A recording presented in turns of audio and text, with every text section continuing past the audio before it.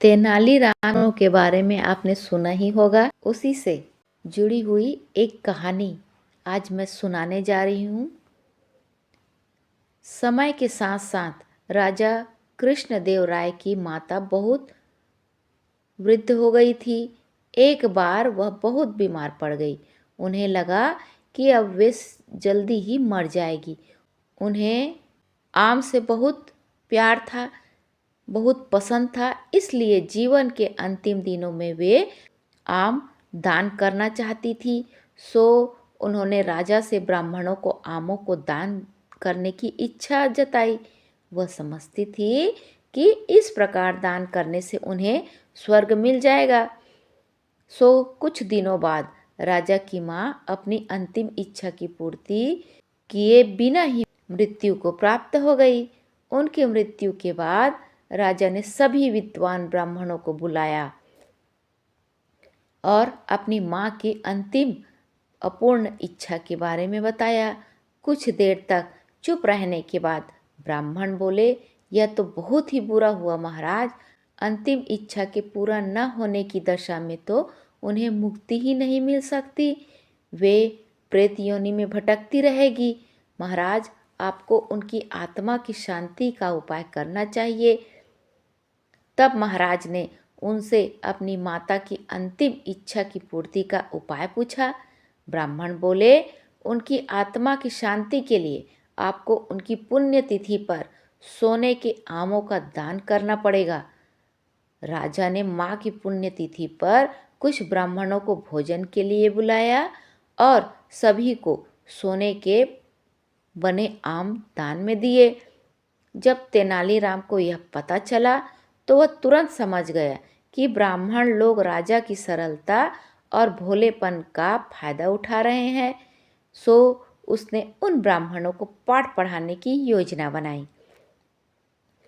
दूसरे दिन तेनालीराम ने ब्राह्मणों को निमंत्रण पत्र भेजा। उसमें लिखा था कि तेनालीराम भी अपनी माता की पुण्यतिथि पर दान करना चाहता है, क्योंकि वह भी अपनी एक अधूरी इच्छा लेकर मरी थी।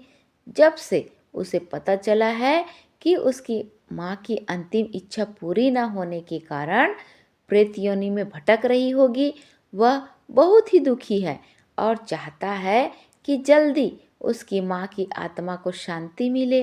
ब्राह्मणों ने सोचा कि तेनालीराम के घर से भी बहुत अधिक दान मिलेगा, क्योंकि वह शाही विदूषक है।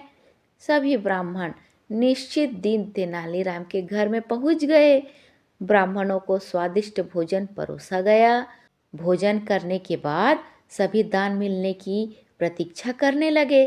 तभी उन्होंने देखा कि तेनालीराम लोहे के सलाखों को आग में गर्म कर रहा है। पूछने पर तेनालीराम बोला, मेरी माँ फोड़े के दर्द से परेशान थी। मृत्यु के समय उन्हें बहुत तेज दर्द हो रहा था।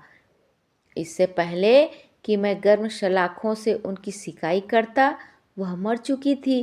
अब उनकी आत्मा की शांति के लिए मुझे आपके साथ वैसा ही करना पड़ेगा जैसा कि उनकी अंतिम इच्छा थी। यह सुनकर ब्राह्मण बौखला गए।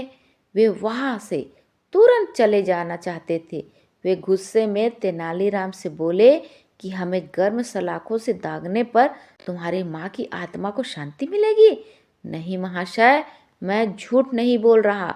यदि सोने के आम दान में देने से महाराज की माँ की आत्मा को स्वर्ग में शांति मिल सकती है, तो मैं अपनी माँ की इच्छा क्यों नहीं पूरी कर सकता?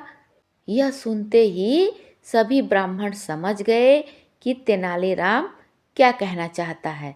वह बोले, तेनालीराम, हमें क्षमा करो, हम वे सोने के आम तुम्हें दे देते हैं, बस तुम हमें जाने दो।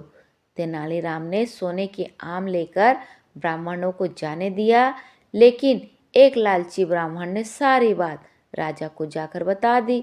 यह सुनकर राजा गुस्सा हो गए और उन्होंने तेनालीराम को बुलाया। वे बोले, तेनालीराम, यदि तुम्हें सोने के आम चाहिए थे तो मुझसे मांग लेते। तुम इतने लालची कैसे हो गए कि तुमने ब्राह्मणों से सोने के आम ले लिए? तेनालीराम कहता है, महाराज, मैं लालची नहीं हूँ, मैं तो उनकी लालच की प्रवृत्ति को रोक रहा था।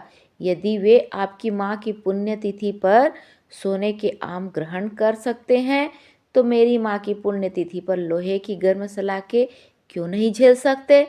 राजा तेनालीराम की बातों को समझ गए। उन्होंने ब्राह्मणों को बुलाया और उन्हें भविष्य में लालच त्यागने को कहा। तेनालीराम एक बहुत ही बुद्धिमान व्यक्ति थे।